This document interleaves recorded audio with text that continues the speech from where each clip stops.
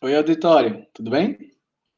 Eu vou tentar fazer a missão impossível aqui de resumir para vocês em uns 10 minutinhos o conteúdo que a gente viu na nossa disciplina até agora.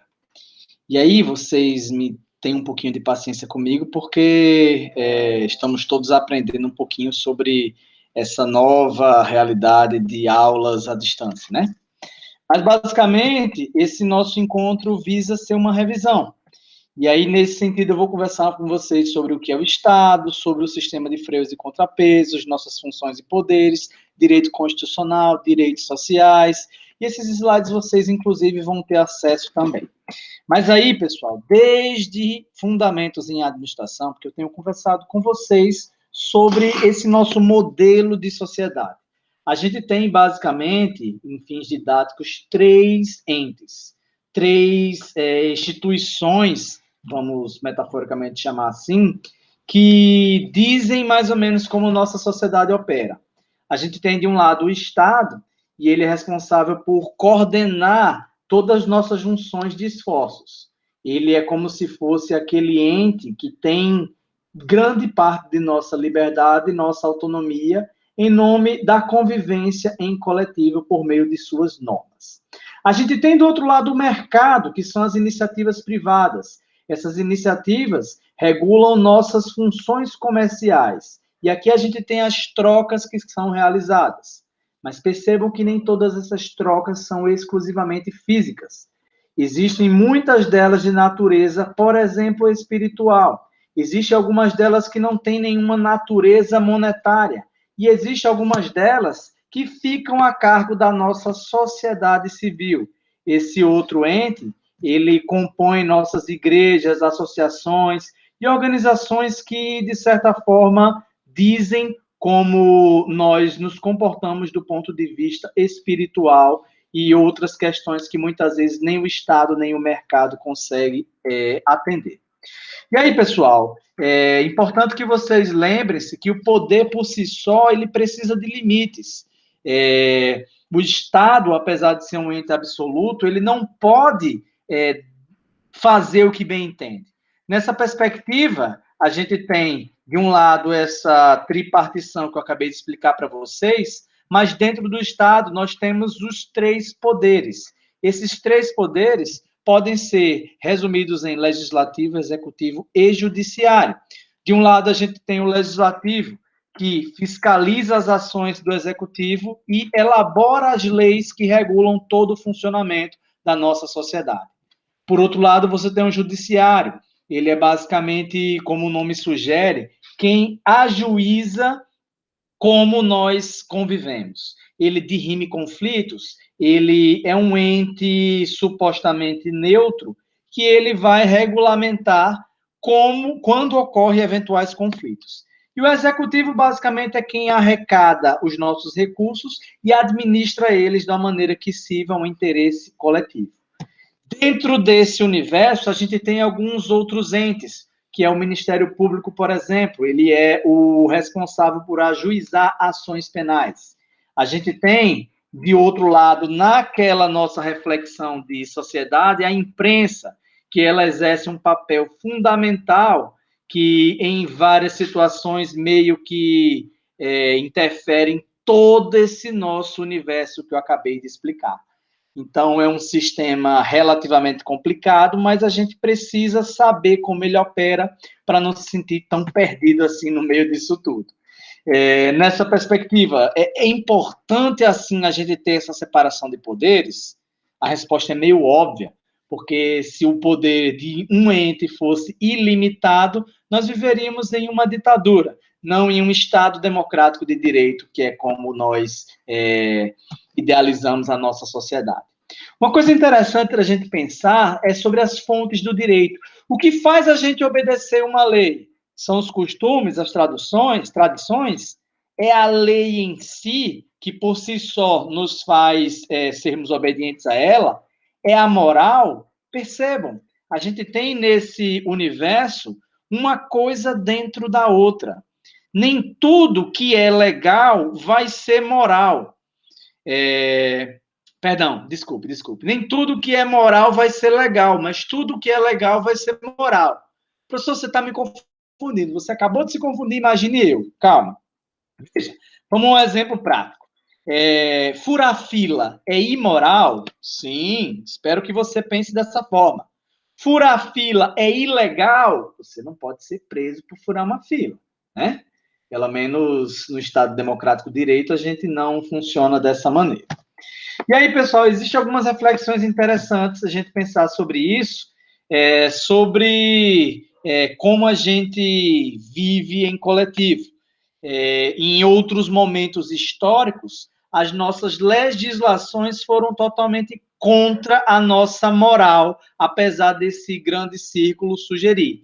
E, inclusive, a nossa moral de hoje, ela é um parâmetro meio esquisito para a gente julgar coisas passadas.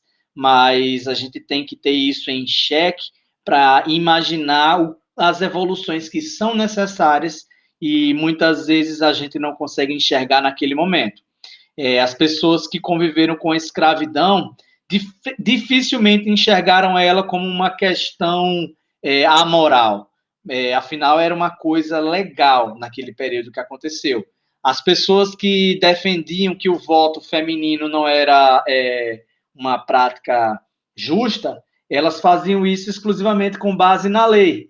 Nesse quesito, eu puxo para vocês o seguinte pensamento: até que ponto a nossa legislação vai ser exclusivamente a nossa diretriz para convivermos em sociedade? A gente tem sim que levar em consideração a nossa moral, a nossa ética, que são reflexões que vocês já tiveram em outras disciplinas, e é muito importante que não percam o foco e não saiam desse aprendizado que acredito que vocês tenham tido em outros momentos. Na nossa disciplina de legislação, estamos estudando nesse momento direito constitucional. E aqui a gente tem a reflexão sobre o que é essa Constituição. Basicamente, ela é a nossa lei máxima. É ela que regula como nós funcionamos do ponto de vista jurídico. Ponto de vista jurídico. Ela é como se fosse o papa das legislações. Todas as outras leis têm que seguir ela. E, em linhas gerais, o nosso texto tem 250 artigos, 114 emendas. É um texto muito bem feito para a época. Vários outros textos constitucionais referenciam isso que eu estou falando, mas ele é muito conhecido também por ser um pouco repetitivo e prolixo. O que vocês precisam compreender de cara é que o nosso direito passa por evoluções. É por isso que eu trouxe essa frase do Martin Luther King, é por isso que eu estou lembrando a vocês para a gente ter sempre a moral, sim, como uma das coisas, uma das fontes que nos faz obedecer à lei. E é uma coisa que a gente não pode perder de foco. Mas nessa nossa reflexão e essa circunscrição geral que a gente está promovendo, que eu queria fazer com vocês nesse videozinho rápido, é sobre, por exemplo, os princípios gerais da administração pública. A gente tem o famoso LIMP, legalidade, impessoalidade, moralidade, publicidade e eficiência. Todas as nossas ações têm que ser pautadas na lei. Isso se a gente analisar exclusivamente do ponto de vista legal, certo? Ninguém é obrigado a fazer nada se não for submisso se não estiver previsto em lei. E veja que eu estou falando obrigado, ainda que a moral permeie esses debates. Inclusive, a moralidade é o terceiro princípio do direito administrativo que eu trago para vocês. É a ideia de que você tem que fazer suas ações com base no panorama geral do homem médio brasileiro. A ideia aqui é que você tem que considerar esse aspecto na hora de tomar suas decisões enquanto agente público. E eu estou colocando como princípios administrativos da gestão pública, pessoal. Aqui eu estou falando como todo e qualquer gestor público, como e qualquer entidade pública deve permear suas ações. Uma delas, um dos princípios que eu estou trazendo para vocês é o da impessoalidade também. Ou seja, todos os brasileiros, todos os cidadãos precisam ser tratados por igual, sem nenhum tipo de favoritismo ou autopropaganda. É importante que a gente destaque aqui que isso não conflita com o princípio da isonomia. Os desiguais precisam ser tratados desigualmente. Como assim? Aqui eu estou falando, por exemplo, de alguns conceitos que a gente tem que ter em mente. Gestantes, por exemplo, elas têm direito a furar a fila, naquele exemplo que eu dei agora há pouco, por uma questão, inclusive, de tratar os desiguais desigualmente, sim.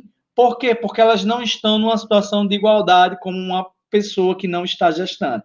Então, percebam que a gente tem essas normativas, mas sempre tem algumas exceções, inclusive visando a moralidade, que elas não podem ser perdidas de mente.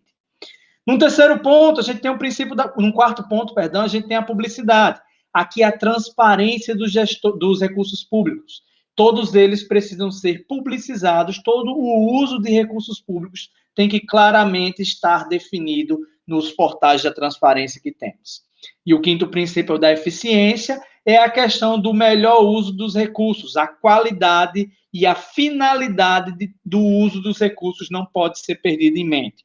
E vocês, como administradores, sabem muito bem do que eu estou falando. E aí, pessoal, a nossa Constituição prevê ainda os direitos sociais. E aqui a gente tem aqueles direitos de terceira camada: educação, saúde, alimentação, segurança, transporte, lazer, moradia, previdência social, proteção à maternidade e infância e assistência aos desamparados.